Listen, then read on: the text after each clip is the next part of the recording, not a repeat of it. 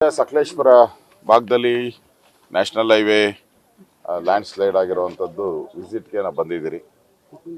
So ಮಳೆ ಈ ಬಾರಿ ಜೋರಾಗಿರೋದ್ರಿಂದ ಭಾಳಷ್ಟು ಕಡೆ ಲ್ಯಾಂಡ್ ಸ್ಲೈಡ್ ಆಗಿದೆ, ಭಾಳಷ್ಟು ಜನ ಸತ್ತಿದ್ದಾರೆ.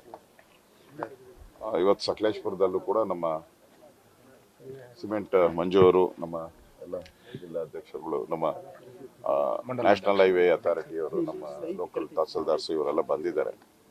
ನಮ್ಮ ದೃಷ್ಟಿ ಇರುವಂಥದ್ದು ನಾನು ಮತ್ತು ಕುಮಾರಸ್ವಾಮಿ ಅವರು ನೆನ್ನೆ ನಾನು ಬರಬೇಕಾಯಿತು. ಕುಮಾರಸ್ವಾಮಿ ಅವರು ನಾಳೆ ಹೋಗೋಣ ಅಂತೇಳಿ ಒಟ್ಟಿಗೆ ನಾವು ಬಂದಿದ್ದೆ. ಕುಮಾರಸ್ವಾಮಿ ಅವರು ನಾವಿಬ್ಬರು ಒಟ್ಟಿಗೆ ಇನ್ನು ಮುಂದೆ ಇರೋ ಪ್ಲೇಸ್ಗಳಿಗೆಲ್ಲ ಒಟ್ಟೊಟ್ಟಿಗೆ ನಾವು ಹೋಗ್ತೀವಿ.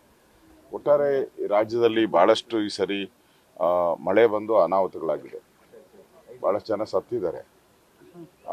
ಪ್ರಮುಖವಾಗಿ ಸರ್ಕಾರ ಕೂಡಲೇ ಅದಕ್ಕೆ ಧಾವಿಸಿ ಅದಕ್ಕೆ ಪರಿಹಾರ ಕೊಡುವಂಥದ್ದು ಇಮಿಡಿಯೇಟ್ ಮೆಷರ್ಸ್ ತಗೊಬೇಕಾಗಿತ್ತು. ಇನ್ನೂ ಯಾಕೋ ಎಚ್ಚೆತ್ಕೊಂಡಂಗೆ ಕಾಣಿಲ್ಲ. ಕಳೆದ ಬಾರಿ ನಾವು ಮನೆಗೆ ನೀರು ನುಗ್ಗಿದ್ರೆ 10,000 ರೂಪಾಯಿ ಕೊಡ್ತಾಯಿದ್ವಿ, ಮನೆ ಬಿದ್ದೋದ್ರೆ 5 ಲಕ್ಷ ರೂಪಾಯಿ ನಾವು ಕೊಡ್ತಾಯಿದ್ವಿ. ನನಗಿರೋಂಥ ಮಾಹಿತಿ ಈಗ ನಾನು ಬಂದು ಭೇಟಿ ಮಾಡಿದಾಗ 10,000 ರೂಪಾಯಿ ಕೊಡ್ತಾ ಇಲ್ಲ. 5,000 ರೂಪಾಯಿ ಏನೋ ಕೊಡ್ತಿದ್ದಾರೆ. ನನಗೇನೋ ಮಾಹಿತಿ ಕೊಡ್ತಾ ಇಲ್ಲ ಅಂತ ಮಾಹಿತಿ. ಸೊ ನಾನು ಸರ್ಕಾರಕ್ಕೆ ಡಿಮ್ಯಾಂಡ್ ಮಾಡ್ತಾ ಇದ್ದೀನಿ, ಕಳೆದ ಬಾರಿ ನಾವು ಏನು ಕೊಟ್ಟಿದ್ದೀರೋ ಅದನ್ನು ಪಾಲನೆ ಮಾಡಿ. ಇನ್ನೂ ಜಾಸ್ತಿ ಕೊಡಬೇಕು. ಆ್ಯಕ್ಚುಲಿ ಬೆಲೆ ಏರಿಕೆ ಇದೆಲ್ಲ ಆಗಿ ಸಮಸ್ಯೆಗಳಾಗಿದೆ. ಅದರಿಂದ ಮನೆ ನೀರು ನುಗ್ಗಿದ ತಕ್ಷಣ 10,000 ರೂಪಾಯಿ ಅವ್ರಿಗೆ ಕೊಡಬೇಕು. ಇಮಿಡಿಯೇಟಾಗಿ ಮನೆ ಬಿದ್ದೋದವ್ರಿಗೆ 5 ಲಕ್ಷ ರೂಪಾಯಿ ಪರಿಹಾರ ಕೊಡಬೇಕು. ಸಣ್ಣ ಪುಟ್ಟ ರಿಪೇರಿ ಆದವ್ರಿಗೆ 3 ಲಕ್ಷ ರೂಪಾಯಿ ಕೊಡಬೇಕು. ಇದು ಹಿಂದೆಯಿಂದ ನಮ್ಮ BJP ಸರ್ಕಾರ ಇಂದ ಮಾಡಿದ್ದೀರಿ. ಇಮಿಡಿಯೇಟ್ ಮೆಷರ್ಸು ಮತ್ತು ಕಾಳಜಿ ಕೇಂದ್ರಗಳನ್ನು, ಅದು ಮೊದಲು ಗಂಜಿ ಕೇಂದ್ರ ಮಾಡಿದರು, ಅದನ್ನು ಕಾಳಜಿ ಕೇಂದ್ರ ಮಾಡಿದ್ದೀವಿ. ಅಲ್ಲಿನೂ ಕೂಡ ಸರಿಯಾದಂಥ ಒದಕೆ, ಚಾಪೆ, ಫುಡ್ಡು ಇದೆಲ್ಲನೂ ಕೂಡ ಸರಿಯಾಗಿ ಕೊಡಬೇಕು. ಅದು ಎಲ್ಲೂ ಕಾಣ್ತಾ ಇಲ್ಲ. ನಾನು ಮೆನುನೇ ಕೊಟ್ಟಿದ್ದೀನಿ. ಲಾಸ್ಟ್ ಟೈಮ್ ನಾನು ಸರ್ಕಾರ ಇದ್ದಾಗ ಒಂದು ಮೆನುನೂ ಕೊಟ್ಟಿದ್ದೀನಿ. 10 ಐಟಮ್ ಕೊಡಬೇಕು. ಮನೇಲಿ ಯಾವ ರೀತಿ ಇರ್ತೋ ಆ ಥರ ನೋಡ್ಕೋಬೇಕು. ಯಾಕಂದರೆ ಪಾಪ ಮನೆ ಕಳ್ಕೊಂಡಿರ್ತಾರೆ, ಅವ್ರಿಗೆ ಸಹಾಯ ನಿಲ್ಲ, ಸರ್ಕಾರದ ಕರ್ತವ್ಯ ಅದನ್ನು ಮಾಡಬೇಕು ಅನ್ನೋ ಒಂದು ಆಗ್ರಹವನ್ನು ಕೂಡ ನಾನು ಸರ್ಕಾರಕ್ಕೆ ಮಾಡ್ತಾ ಇದ್ದೀನಿ. ನೆನ್ನೆನೂ ಕೂಡ ಅಧಿವೇಶನದಲ್ಲಿ ಈ ಬಗ್ಗೆ ಚರ್ಚೆ ಆಗಿದೆ. ಆದರೆ ಲೇಟ್. ಅವರು ಮುಂಚೆನೇ ಮಂತ್ರಿಗಳೆಲ್ಲರೂ, ಜಿಲ್ಲಾ ಮಂತ್ರಿಗಳೆಲ್ಲ ಹೋಗಿ ಭೇಟಿ ಮಾಡಬೇಕಾಯ್ತು. ಕಳೆದ 15 ದಿನದೇ ಹೋಗಿ ಭೇಟಿ ಮಾಡಬೇಕಾಯ್ತು. ಮುಖ್ಯಮಂತ್ರಿಗಳು ಭೇಟಿ ಮಾಡಬೇಕಾಯ್ತು. ಆದರೆ ಹಾಗಾಗಲಿಲ್ಲ. ಈಗ ಎಲ್ಲ ಎಚ್ಚೆತ್ತುಕೊಂಡಿದ್ದಾರೆ, ಈಗ ಎಲ್ಲ ಪ್ರಾರಂಭ ಮಾಡ್ತಾ ಇದ್ದಾರೆ. ಸೊ ನಾನು ಸರ್ಕಾರಕ್ಕೆ ಕೂಡಲೇ ಇಮಿಡಿಯೇಟಾಗಿ ಆ್ಯಕ್ಷನ್ಸ್ ಆಗಬೇಕು, ಪರಿಹಾರ ಸಿಗಬೇಕು, ನೊಂದಿರೋ ಅಂಥವ್ರಿಗೆ ಸಹಾಯಕ್ಕೆ ತಾವು ಬರಬೇಕು ಸರ್ಕಾರ ಅಂತ ಹೇಳಿ ಆಗ್ರಹವನ್ನು ಮಾಡ್ತಾರೆ. ಮಳೆ ನಿರ್ವಹಣೆ ಮಾಡೋದ್ರಲ್ಲಿ ಸರ್ಕಾರ ಎಲ್ಲ ಒಂದು ರೀತಿ ವಿಫಲ ಆಯ್ತು ಅಂತ ಇನ್ನು ಮುಖ್ಯಮಂತ್ರಿಗಳು ಯಾರು ಎಲ್ಲೂ ಭೇಟಿ ನೀಡ್ತಾ ಇಲ್ಲ ಸರ್.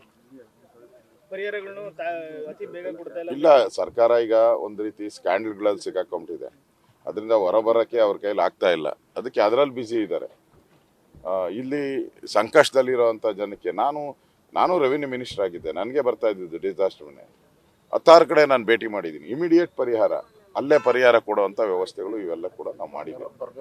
ಅದರಿಂದ ಇಲ್ಲಿ ಪರಿಹಾರದ ಪ್ರಶ್ನೆನೇ ಇನ್ನೂ ಶುರುನೇ ಮಾಡಿಲ್ಲ ಅಂತ ಅನಿಸ್ತದೆ. ಪರಿಹಾರ